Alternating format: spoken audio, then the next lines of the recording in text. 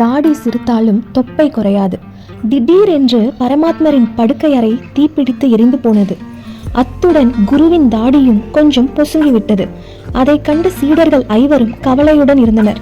குருதேவா, உங்கள் 3 அடி நீளமுள்ள தாடி இப்படி குறுந்தாடியாக ஆகிவிட்டதே என அழுதான் மட்டி. போனால் போகட்டும், இதற்காக கவலைப்படாதீர்கள். மீசை குறைந்தாலும் வீரம் குறையாது, தாடி குறைந்தாலும் தொப்பை குறையாது என்ற பழமொழி உங்களுக்கு தெரியாதா? இதோ என் தொப்பை அப்படியே இருக்கிறது பாருங்கள் என்றார் பரமாத்மர். அதை கேட்டு சீடர்கள் மகிழ்ந்தனர். குருவே, இப்படியே இருந்தால் வயிற்றை கவனிப்பது எப்படி என கேட்டான் மடையன். குருநாதா, நேற்று அரசரின் பிறந்த நாள் விழா நடைபெற்றது. அப்போது உங்கள் உடல் ஊனம் உள்ளவர்களுக்கு வேலை தரும் திட்டம் ஒன்றை அறிவித்தார்கள். அதனால் எப்படியாவது நாங்கள் உடல் ஊனம் உள்ளவர்கள் மாதிரி நடித்து சம்பாதித்து வருகிறோம் என்றான் முட்டாள். சரி, எல்லோரும் ஒன்றாக போனால்தான் தொல்லை வருகிறது. அதனால் தனித்தனியே போய் வாருங்கள். ஊமை மாதிரியும் செவிடு மாதிரியும் குருடாகவும் நொண்டியாகவும் நடியுங்கள். மண்டு மட்டும் எனக்கு துணையாக இங்கேயே இருக்கட்டும் என்று கூறி தம்மை தொப்பையில் வழிந்த வியர்வையை தொட்டு வீர திலகமிட்டு அனுப்பினார் குரு. படை தளபதியிடம் சென்ற மட்டி ஏதாவது வேலை தரும்படி கேட்டான். நான் ஒரு ரகசியம் சொல்கிறேன், அதை அரசரிடம் சொல்லிவிட்டு வா என்றார் தளபதி. செவிடனாக நடித்ததால் வேலை கிடைக்கும் என நினைத்த மட்டி, என்ன புடலங்காயா, நான் பார்த்தது இல்லையே என்றான். தளபதி மறுபடி ரகசியத்தை சொன்னார். ஓஹோ, மன்னருக்கு ஒரே ஒரு மூக்குதான் இருக்கிறதா, தெரியுமே என்றான் மட்டி. தலையில் அடித்து கொண்ட தளபதி, இந்த செவிட்டு பயலை வைத்துக்கொண்டு என்ன செய்வது என முணுமுணுத்தார். அதை கேட்ட மட்டிக்கு கோபம் வந்தது. யார் செவிடன்? நீ செவிடன், உங்க ராஜா செவிடன், அவங்க தாத்தா செவிடன் என்று திட்டினான். அவ்வளவுதான். அடுத்த நிமிடம் மட்டியின் காதுகளில் ஈயத்தை காய்ச்சி ஊற்றுங்கள் என்று கட்டளையிட்டார் தளபதி. அரசாங்க வைத்தியரிடம் போனான் மடையன். நான் உங்களுக்கு உதவியாக இருக்கிறேன் என்று கூறினான். சரி, சீக்கிரம் ஓடி போய் சில மூலிகைகளை பறித்து வா என்றார் வைத்தியர். எப்படியும் வேலை கிடைத்துவிட வேண்டும் என்று நினைத்தான் மடையன்.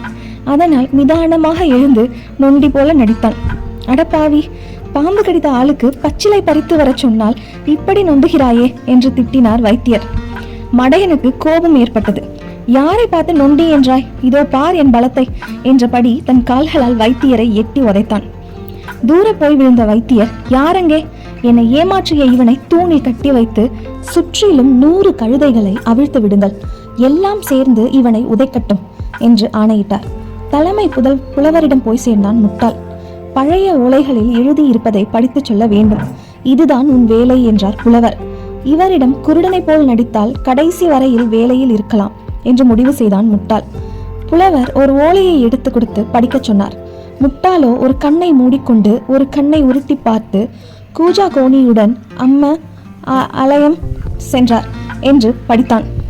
அட முட்டாளே, ராஜா ராணியுடன் அம்மன் ஆலயம் சென்றார் என்பதை தப்பும் தவறுமாக படிக்கிறாயே, உனக்கென்ன கண் குருடா என்று கேட்டார் புலவர். புலவா, என் கண்கள் ஒன்றும் குருடு இல்லை, இதோ பார் என்றபடி 2 கண்ணையும் திறந்து காட்டினான் முட்டாள். என்னையா ஏமாற்றினாய், உன்னை என்ன செய்கிறேன் பார் என்ற புலவர் இவனை இழுத்துச் சென்று 2 கண்களிலும் சூடு போடுங்கள் என்று உத்தரவிட்டார். மூடனோ நேராக அரசனிடமே சென்றான். ஊமை மாதிரி நடித்தால் வேலை கிடைத்துவிடும் என்று நம்பி பேசாமல் நின்றான். என்ன வேண்டும் என்று கேட்டான் மன்னன். அப்போதும் பேசவில்லை மூடன். நான் கேட்கிறேன், நீ பேசாமலே நிற்கிறாயே, ஊமையா என்று கேட்டான் அரசன். ப ப ப ப என்று ஊமை மாதிரி பேசினான் மூடன். ஐயோ பாவம், ஊமை போலிருக்கிறது என்றான் மன்னன். அதற்குள் பொறுமை இழந்த மூடன், பாவம் பார்த்தது போதும் மன்னா, இந்த ஊமைக்கு ஏதாவது வேலை போட்டு கொடுங்கள் என்று பேசினான். அவன் நன்றாக பேசுவதை கேட்ட அரசன், வாய் இருந்தும் ஊமை மாதிரி நடித்து என்னை ஏமாற்றிய இவனை வாயை தைத்து விடுங்கள் என்று கட்டளையிட்டான். குருவும் மண்டுவும் மடத்தில் இருந்தனர். அந்த 4 பேரும் வேலையில் சேர்ந்து விட்டார்கள் போலிருக்கிறது. வேலை முடிந்து நிறைய பணத்துடன் திரும்பி வருவார்கள். அதனால் பானையில் இருக்கும் பழைய சோற்றை நாய்க்கு கொட்டிவிடு, புதிய சோறாகவே பொங்கி சாப்பிடலாம் என்றார் பரமார்த்த குரு. அவர் சொன்னபடி சோற்றை வாரி நாய்க்கு கொட்டினான் மண்டு.